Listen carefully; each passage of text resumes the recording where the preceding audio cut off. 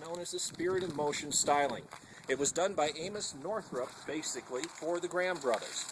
Amos Northrop was a very famous designer, and he had designed the 1932 Graham Blue Streak, which is the single most influential car design ever in the history of the automobile. That car changed in one fell swoop exactly what was going on in all of the styling. Every car adopted the features of streamlining that he had in mind. Well, the Graham brothers went back to him and said, wow, he did such a good job the first time, I bet he can do it again, and we can come up with another car that's going to scoop the automotive industry. And so this is the result of that, but as I said, Amos didn't finish the car. He slipped and fell on a sidewalk in the winter, and as a result, got a rather bad head injury and actually died of pneumonia. The end result, though, then, is that the Graham engineering department finished this car. So we have a car that features Amos Northrop's ideas, but finished by Graham Engineering. It was known by the company as the Spirit of Motion. It was not known as a Sharknose. That's what it was later called sometime in the 50s in an article, and has since come to be known. But in its day, it was known as the Spirit of Motion Graham. This particular car is supercharged. Graham is the #1 maker of supercharged cars until Buick surpassed them in the 1990s. The Supercharger, which we'll show you in a little bit, was designed and patented by Graham itself. It is not the same as a Duesenberg Supercharger, and they built many thousands more than Duesenberg ever did. So as we go around the car, we'll show you some of its unique features. This particular 1939 does not have running boards. They had become optional. In 1938, they all have running boards. And what we're looking at here with the interior is as close a recreation to exactly how the interior looked when the car was built, right down to the fabric pattern and stitching. Throughout the motif of the car, you're going to find there are lots of things, including, for example, our door handles, which look like knights' helmets, or the fact that inside the car we have a dome light that looks like a shield, or the fact that the ashtray has a knight's helmet. The Grahams, throughout the history of their automobiles, used three knights images as the three brothers to represent their goals together and how they looked at their entire operation as a family enterprise, and something that was oriented and good for the customer as well as good for them to make money with. This particular car is known as a custom supercharger. It has both a custom equipment group and a supercharged equipment group on it. The custom supercharger means it's as high line as the car came, and it is in fact the way the car was built. There's virtually nothing on the car that's optional. It's actually the way the car was constructed. The few things that are options were options that were on this car originally. The four-door sedan is one of three body styles offered in 1939. 1938, they could only afford the four-door sedan. The other two body styles in 1939, one's called a combination coupe, the other one's called a two-door sedan. What you see throughout here in every way is as much as I said that it can be done to make it look just the way Graham built it. The cars were definitely not low-line cars. This particular car in 1939 was around $1,350 with the equipment that's on it. Right here in the back, all the cars had skirted fenders.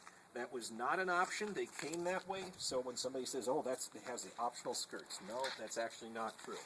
What we have here is an electric locking gas cap. That is one of the few options on the car. It was correct for the period, correct for the car, offered by Graham, and it's the exact same part that Chrysler used. Graham, being a smaller company, frequently went to somebody else to get their parts. Most of the car, though, was specifically constructed to be for Graham itself. For example, when we look at the bumper, etc., all of the styling, every part on the car body-wise, only fits a Graham. In the back here, we have the trunk, which is one of the first integrated trunks on a car. It doesn't look like an afterthought. It's actually part of the body design, not like they tacked it on like a lot of 30s car designs look. What you see in the trunk is the way you would have seen it at the time. The deluxe tires are not, in fact, what was on the car originally. They were available, though. And the other parts you see in the trunk right here relate to the jack. The little gunny sack we have here in the back is, in fact, where the jack itself is stored. And you got your own little triangular stop for your car. That came with it. so that if you had to change a tire, you had a complete set of tools to actually do it. The trunks on some of the cars, they say, were actually flocked. I doubt it was anything other than 1940. I haven't seen it on any of the cars before 1940 I've owned, and I've owned 5 of them so far. The color that you're looking at is called Meadowbrook Green. This is not the color it was originally on the car. It is a 1939 color, and I liked it, so I did put it on the car. The color on this car was originally Monte Carlo Bronze. And although it's not real apparent when we're videotaping it, it's got a very, very fine metal flake in it, and it in fact was a metallic paint when it was new. When we come around the car here, we also notice that we have high-mounted taillights. This is the first car ever to have high-mounted taillights. It was billed by Graham as a major safety feature. Prior to this, most of the taillights, as you know, are going to be located lower on the body by quite a bit. But I've got to admit, compared to modern taillights, they are not very bright. Even though we've done some work to double about their brightness, they're still pretty dim compared to what we're used to. When we look inside, another thing that's interesting, particularly right down on the bottom of the door sill, that is exactly how the door sills looked on a custom Supercharger. Those little aluminum pieces we had to have custom recreated. We had an original set, but it had been so deteriorated we had to have these made, and that is in fact how it looked originally. The carpet on the bottom of the doors, the carpet in the toe kick area, and the carpet throughout the car is in every place Graham had it on a custom Supercharger. So the car did not have a rubber floor mat in the front of it, as many of the lower line cars did. In a standard guise, a Graham from 1939 actually had a rubber front floor mat. Other features that are unique about the car, for example, we have door handles on it, which are called safety door handles. They were designed so supposedly women could not catch their purses on them, and they're actually fairly difficult to do that with. The front and rear doors have different positions for the handles. The way you see the handles positioned on the doors is in fact correct. That's how they were done. So they're not positioned like we think of today, where everything's going to be exactly the same way. That's not true. When you look at the dash, you'll see that there's a lot of plastic. All of it's reproduction, because in 1939 or late 30s, plastic in general was pretty bad in the cars. And even though it was very high-tech at the time, it didn't hold up, so we've had to reproduce all of that for the car. One of the few other options that this car actually features is a heater. That, in the 1930s, most people may know, didn't come as standard, but this actually was ordered with a heater, and that was originally equipped on this car. Also equipped on this car is overdrive. And overdrive means that with this car, with the supercharged engine, it will do 100 miles an hour as a 1939 stock car. So it's sort of a banker's hot rod if one wants to look at it that way. As we come around the front here, we'll see that we have a couple of lights added to the car. This is a modification.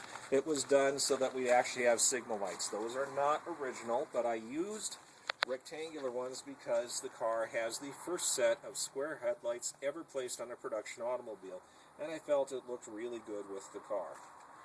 When we come down the side of the front, the hood features nice little chrome accents. They actually look like chrome, but of course in this case they're stainless steel polished. That's another little option to dress up the car. The chrome gyro is also in fact an option on this car. Graham offered a number of chrome options, just as a lot of other manufacturers did in the 1930s, because chrome was sort of another high-tech Art Deco feature. And we have a very Art Deco front on our car. As you can see, it's got the square headlights, as I said, which I have equipped with halogen bulbs, because you can get halogen bulbs for them. And in every way, what you're looking at is in fact stock. That is not modified. There is nothing on the front of this car at all that's modified. This is the way the car looked originally. And I've actually been asked more than once, who did the modifications to the car? No, that's the way she was built.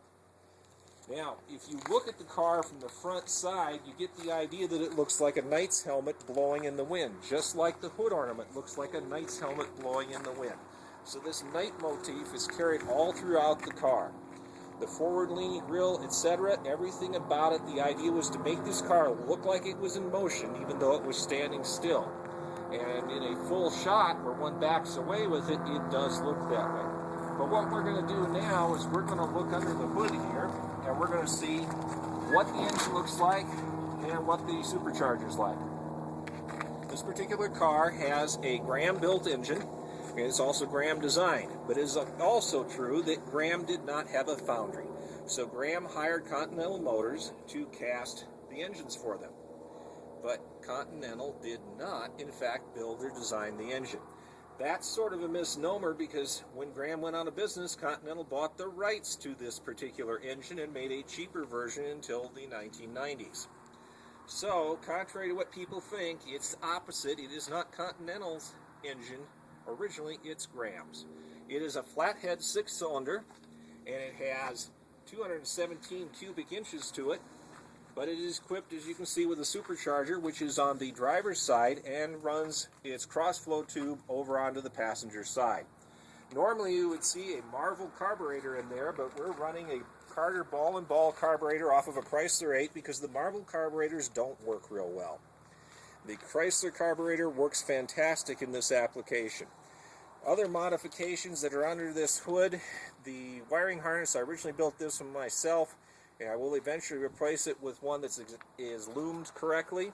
It also features 12-volt negative ground now. It was built with a 6-volt positive ground, and it has an alternator on it. Now, that's not original, obviously, but it makes the car much more friendly to use. The other thing it features right now is cool flex hoses, and we have actually added an oil cooler to it.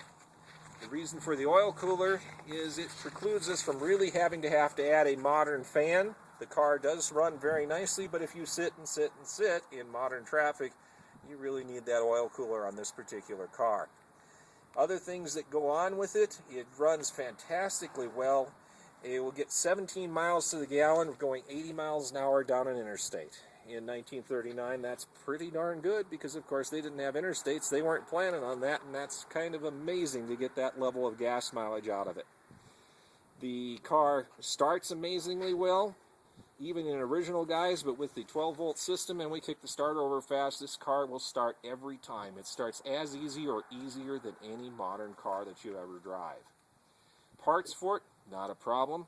Graham Parts has been in business for years because the parts were not destroyed in this case, they were bought up. And as I said, that engine was built, a version of it, by Continental into the 1990s, so you can actually buy brand new parts for the engine. It has more studs on the top of it than any other 6-cylinder flathead engine ever produced because of the supercharger. So, given all of that information, we think you might enjoy it if we take this particular car out and let you see what it performs like. We're not going to do any burnouts. It's not going to perform like a modern sports car, but for a 1939 car, it does a pretty darn good job.